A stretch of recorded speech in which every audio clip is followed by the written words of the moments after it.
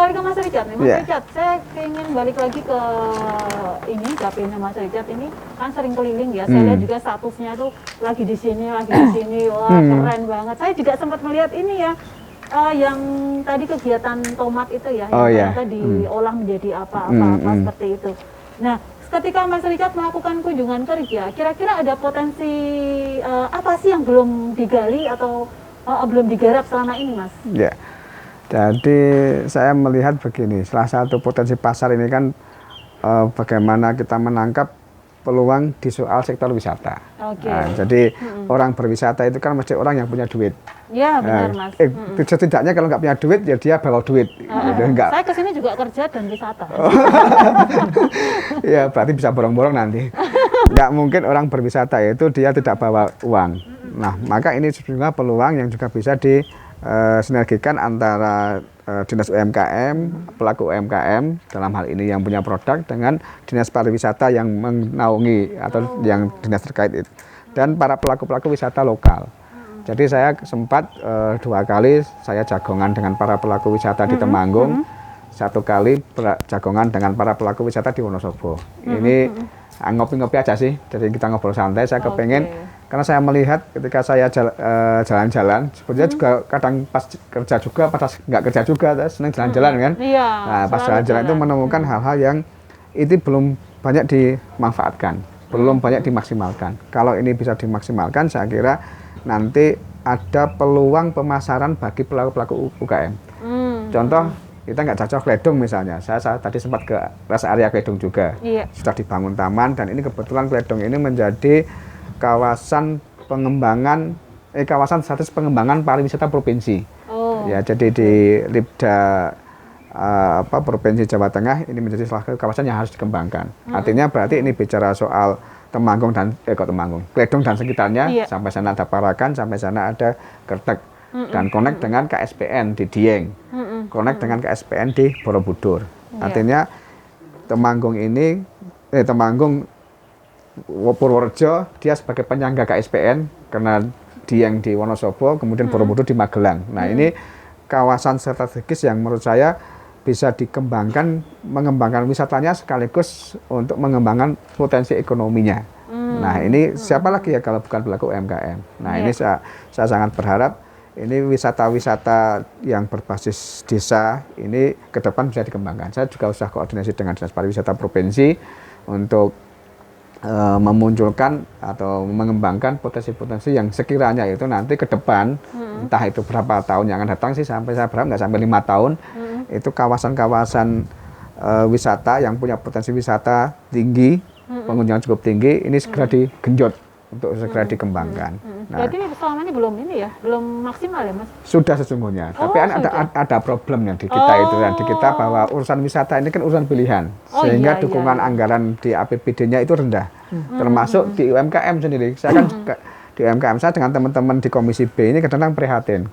Komisi B, komisi yang membidangi perekonomian, tetapi dukungan APBD-nya terhadap dinas-dinas terkait yang secara langsung mendampingi pengembangan ekonomi di masyarakat ini dukungan APBD cukup rendah, cukup rendah dibanding dengan dinas-dinas yang lain. Nah, ini lagi kita dorong agar ada ide-ide kreatif dari masing-masing dinas yang itu nanti memungkinkan APBD berintervensi anggarannya menjadi lebih. Nah, jangan kemudian diserahkan ke semua ke swasta.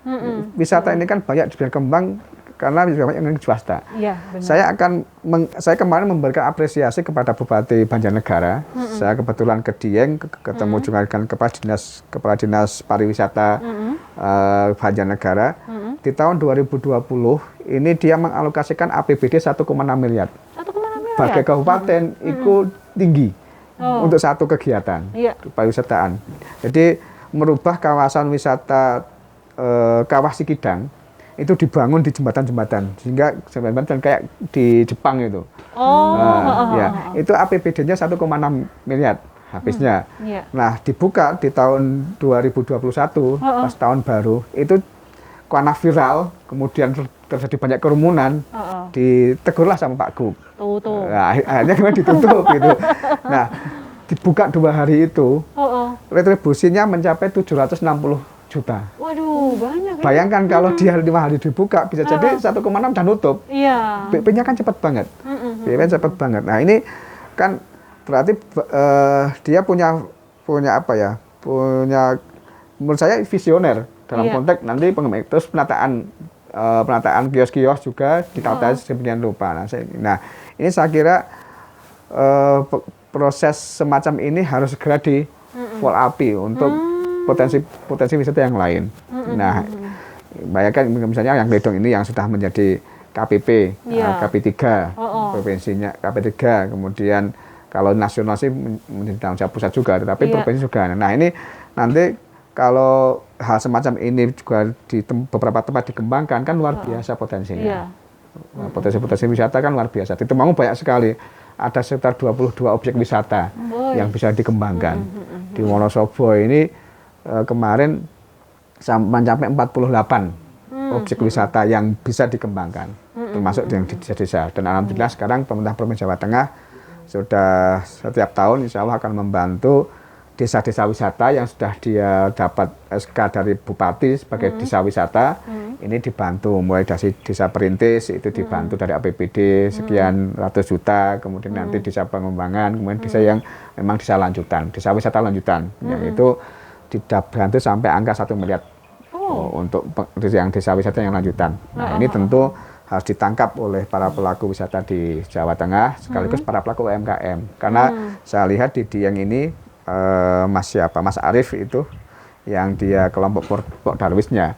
Kalau wisatanya pas rame itu potensi penghasilannya 4 kali lipat dibanding hasil pertanian. Waduh. Nah, ini kan banget ya, Mas. Ya, ini kan juga kalau bicara soal kesejahteraan masyarakat, kesejahteraan rakyat kan itu harus tidak boleh dipandang sebelah mata. Nah, ini yang saya kira ke depan harus bersinergi antar pemangku kepentingan gitu. Jangan ego sektoral. Wah, ini UMKM aja, ini wisata aja. Tapi bagaimana itu duduk bersama. Melihat belum ada sinergi ya? Kurang ya? Barangkali ada, tapi hasilnya masih kurang ya. Hasilnya saya masih kurang. Ini perlu ditingkatkan lagi, duduk bersama, bicara Jawa Tengah. Karena mesti muaranya APBD sekarang di tahun 2022 targetnya juga mengurangi angka kemiskinan.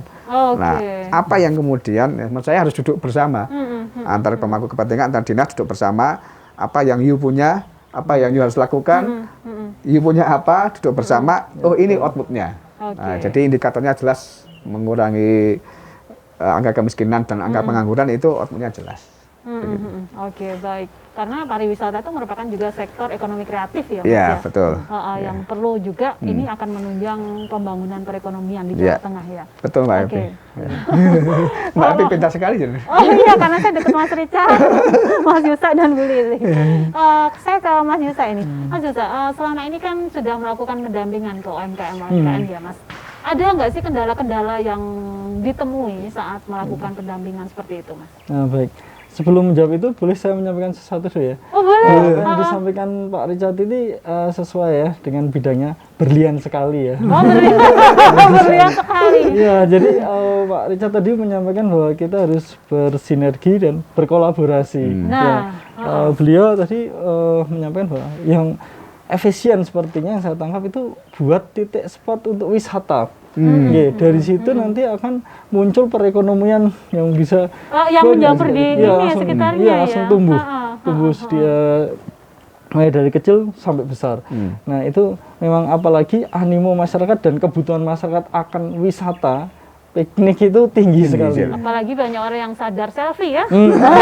Gitu, dengan adanya digital, perkembangan digital juga, mereka butuh untuk memenuhi media digitalnya, foto-foto dengan tempat-tempat yang belum pernah dia kunjungi. Nah, ini salah satunya bagus sekali karena tujuan akhirnya sebenarnya misinya adalah perekonomian. Nah, kemudian kita juga tadi membangun co-working tujuannya untuk tempat belajar itu juga akan dilakukan di Solo ini sedang akan dibangun, itu juga bersinergi juga kolaborasi dengan BUMN BUMD. Ya semoga ini bisa terwujud secepatnya. Nah soal pertanyaan Mbak Evi tadi dengan apa sih kendalanya ya? Kendalanya yang pertama adalah satu mindset, Mbak. Mindset UKM bahwa UKM itu apa-apa harus dilakukan sendiri. Nah, belum berpikir seperti industri. Padahal kemampuan kita itu kan beda-beda. Orang satu dengan orang lain berbeda. Yang punya UKM bisanya produksi benar, tetapi pemasaran lemah. Lah memang dia nggak bisa pemasaran. Harusnya dia menggandeng. Kalau enggak dia meningkatkan skillnya pemasaran gitu. Nah, salah satunya itu. Mungkin hemat budget juga ya. Saking hemat tapi nggak tembus target. Oke. Tapi alhamdulillah Provinsi Jawa Tengah mulai dari periode Pak Ganjar yang pertama ini luar biasa. Kemasan-kemasan ini kita lihat sudah banyak berubah UKM. Gitu. Dulu kemasannya mungkin hanya plastik. Yang seperti itu mungkin bisa hanya ditemui di toko-toko waralaba, swalayan ya. Tapi sekarang bayangkan UKM dengan produk yang pelepah pisang dan lain sebagainya, kemasannya nggak kalah. Keren loh. Keren. Tebal lagi ya. Kalau saya bilang ini sudah ekspor. Tinggal ditingkatkan lagi kolaborasi dengan pemerintah. Bukan berarti harus menunggu pemerintah, tetapi aktif sendiri. Apa sih yang harus dilakukan untuk pemasarannya itu. Kemudian terkait dengan manajemen usaha.